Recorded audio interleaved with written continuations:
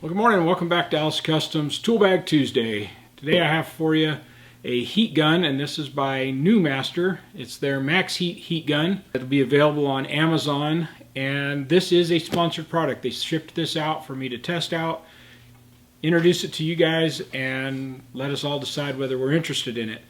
Now, they claim that this can heat, has 3 heat settings: 122 degrees Fahrenheit, 572 Fahrenheit, and 1112 Fahrenheit. And for those of you who like Celsius, it's 50, 300, and 600. So obviously they measure it in Celsius and convert it over to Fahrenheit. It's a 1500 watt unit.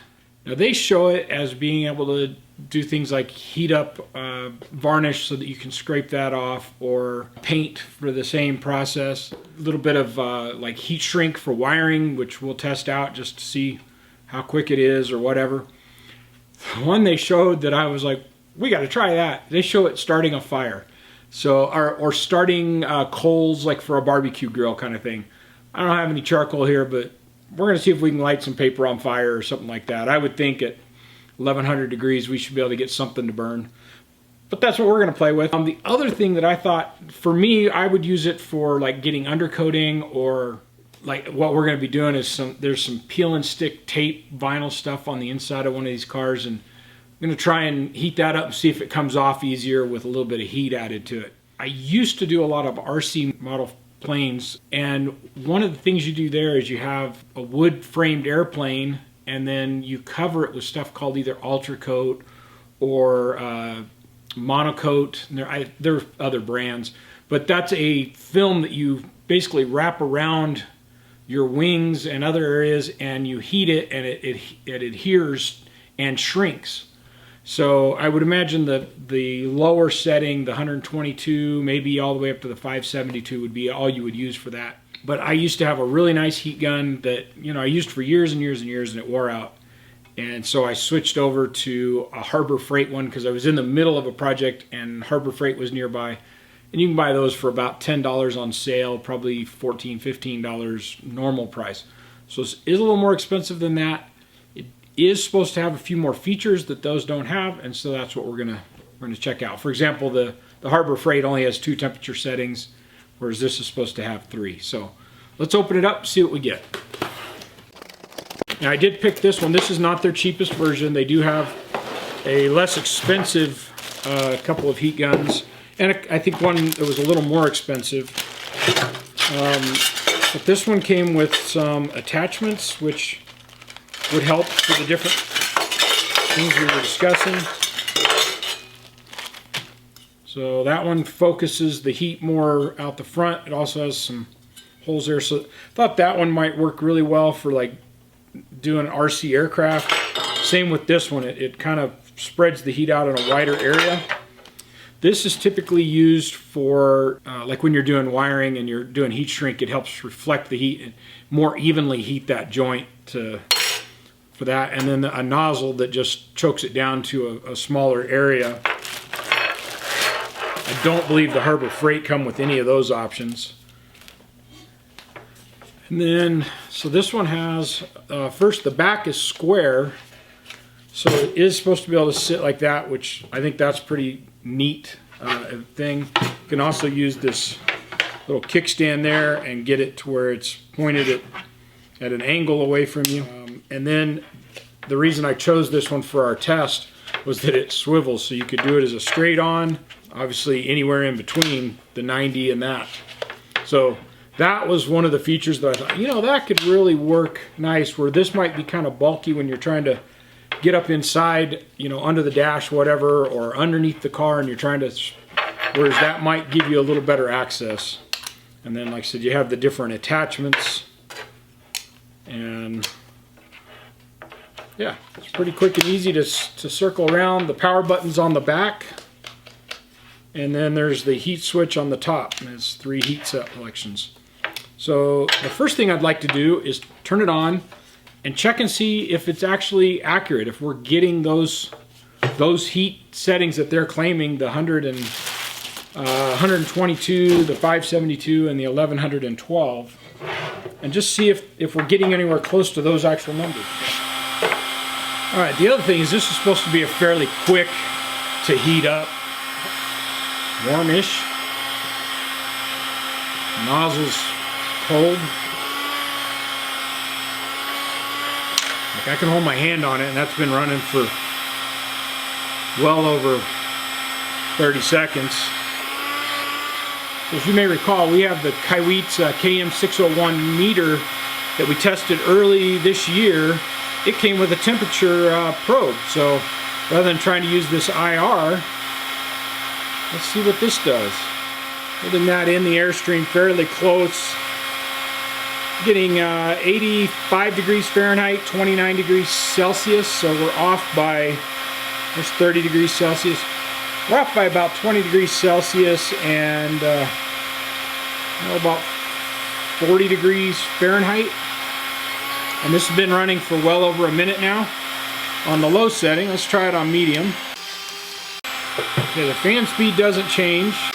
Air is significantly warmer. Up to 325, 350. Oops, I moved it. I don't know if you can read that or not. 390, 426,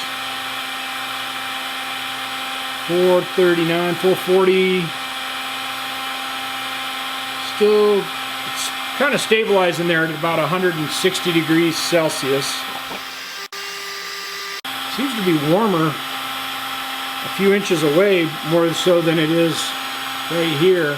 I'm going to say at roughly 6 inches from the nozzle on setting 2, we are peaking at about 191 degrees Fahrenheit. Move it around a little bit. Approximately 3 inches from the nozzle, I saw a peak of about 240 degrees Fahrenheit, and then we'll just say about an inch above the nozzle. Very close to 400 degrees, 404 maybe. Didn't quite hit 200 degrees Celsius. That's kind of a high setting. Again, the fan speed's not changing, so it's just the heating coil inside. You can see a little more orange glow now on the inside. Start out down here at about 1 inch away. And I saw about 503 degrees Fahrenheit. About 3 inches away. 465, it pretty well peaked. Right there, 521. Peaked out. 6 inches. Not getting much over 300 degrees Fahrenheit.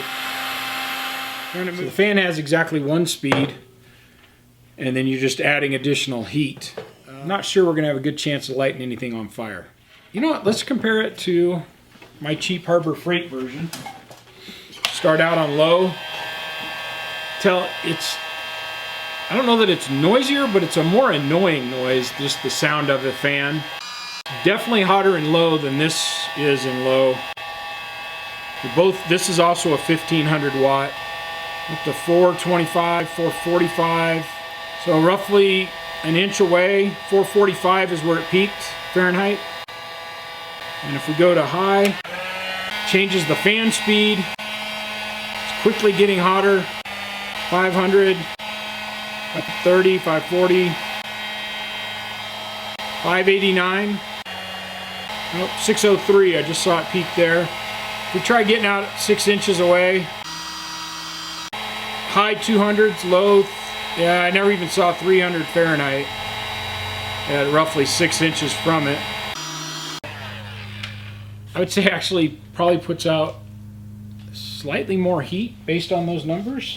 Let's try putting this nozzle on there to reduce the size, maybe focusing it. Now for fairness, if you're going to compare it to that Harbor Freight version, the Drill Master version, it has about the same size opening on the nozzle, but let's just try it. And we're going to just run this in max heat now. Alright, so let's just start out about an inch from this nozzle. 620, 660, 700, 768. And it's actually melting the heat shrink on the end of my temperature sensor. So I'm really not able to measure anymore without damage in that, but I don't know if that's a fair comparison with the Harbor Freight. That just happens to be the only other one I have. It does heat shrink just fine. It does tend to take a little while, which is not compared to my old one that has long since died. It would do heat shrink very quickly. The Drill Master Harbor Freight, which I think now is the Warrior brand, they claim 1,000 degrees max. We were up in the 700s, so they were closer than this is claiming to do 1,112, and we're not getting much over the same 700 degrees. So, and that's after we're focusing it down to this about a 3/4 inch diameter hole. So let's do a little heat shrink just to see if we can do it on the medium setting. Then we'll try and start a fire. We'll try and scrape some vinyl. Okay, what I have is some, I don't know, 14 gauge wire, piece of clear heat shrink, and we're going to do this on the medium temperature setting. I'm using the little shield that's supposed to help. Beginning to melt now. Beginning to shrink, not melt. Alright, that has gone as much as it's going to. Pretty sure it would not do anything on it on low. And then we're going to try on high. This thing going again. The cord hanging off the table, this isn't terribly stable. It could use a little wider kickstand. It's starting to shrink now, and it's done. So we'll get a time between those two and see. Obviously the high was much quicker. Still think it was probably slower than the Harbor Freight version. We're going to do the test one more time, this time using the Harbor Freight. I only ever run it on high, so we did test the other one on high as well. We don't have the little shield to help. It's already started the shrinking, and it's done. So we'll compare those two time-wise and see which is which. But for now, let's go do let's see if we can scrape some stuff off that truck. Okay, so what I've got here is the inside of a truck where somebody has put this Vicor Plus. It basically comes out like vinyl tape. I don't know if it's a product designed to be sound deadening or heat prevention, you know, like heat transfer prevention from the exhaust and transmission. It was all the way up the firewall and tunnel and all this, and I've had to peel most of it back so I could fix some different rust spots. Since I'm doing all this, and it does have bed liner or some other product sprayed in here, and we're going to be soda blasting all this in the near future, I need to get this out of here. And what I've just been able to do so far is pull on it. It does come off, although it's pretty sticky. So I thought, what the heck, let's try this new heat gun. See if we can get more of this off of here. Now I'm using this adapter here that kind of spreads the heat out into a little bit wider area. I've got it on high, and my thinking is, much like if you were trying to take varnish or paint off, you would use this particular attachment. Get a little heat on this, and we'll see if we can pull on it if it's any easier. This might be a time when we could swap this thing around. It's a little less awkward. So I do like that feature.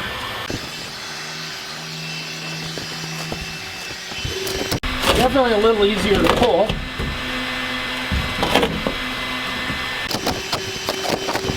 Let's try it without this, see if that makes any difference.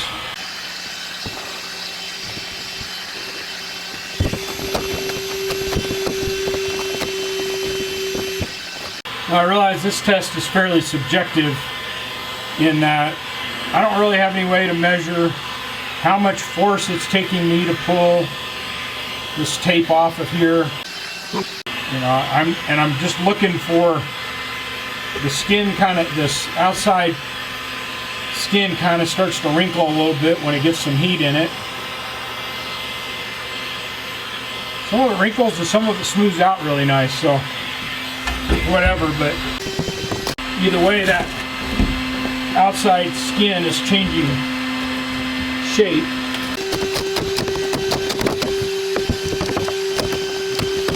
So I would say yes, that helps. Probably do the rest of it with the heat gun. Get the rest of this out of here. Some fairly heavy paper. It was packing paper in a box. We're on high, so probably our only chance of making this actually happen. That's browning. I have no idea if there's any practical use for trying to start a fire with an electric heat gun. I can smell it. It's starting to turn black and char. Now I did look it up. Paper's supposed to burn at around 480 degrees Fahrenheit. You get on the edge here. It is burning.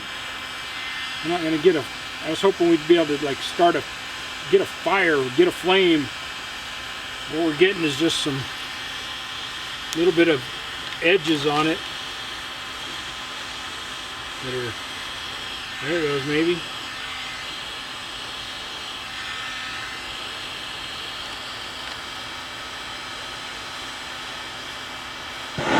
There we go. So you can start a fire.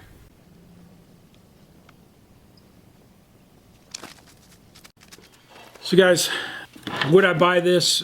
Most likely yes. It's a good product. It seems to be well made. It's got some mass to it. You know, you feel like you're holding a tool. You're not getting any of the cheap burning smell of plastic like something's overheating when it's running. And it sat and ran for quite a while. So yes, I would give it a thumb sideways.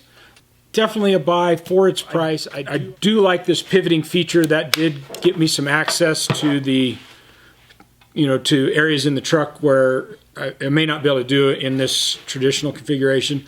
I like the kickstand idea. It just really needs to be a little more stable, or make this in a cordless version. If we're just rating it on heat, it's doing about 50% of the claimed numbers. In comparison to my Harbor Freight version, that was doing a little better, 60-65% of the claimed number. I would like to see it have a multi-speed fan, but I don't know if that's critical or just what I'm used to. But for the end user, the amount of heat coming out, it was sufficient to start a fire. It's sufficient to do heat shrink. I don't see me ever taking it off of high as I continue to use it, because that's the only place I'm going to get enough heat to do heat shrink in a short amount of time. I will probably continue to use it to pull the rest of that tape out of the truck over there. Overall, I find it to be a very usable product and a very reasonable price. And I want to thank you for watching. Please like, subscribe, hit the bell for notifications, all the other YouTube stuff. Links in the description as always. We'll see you again next time.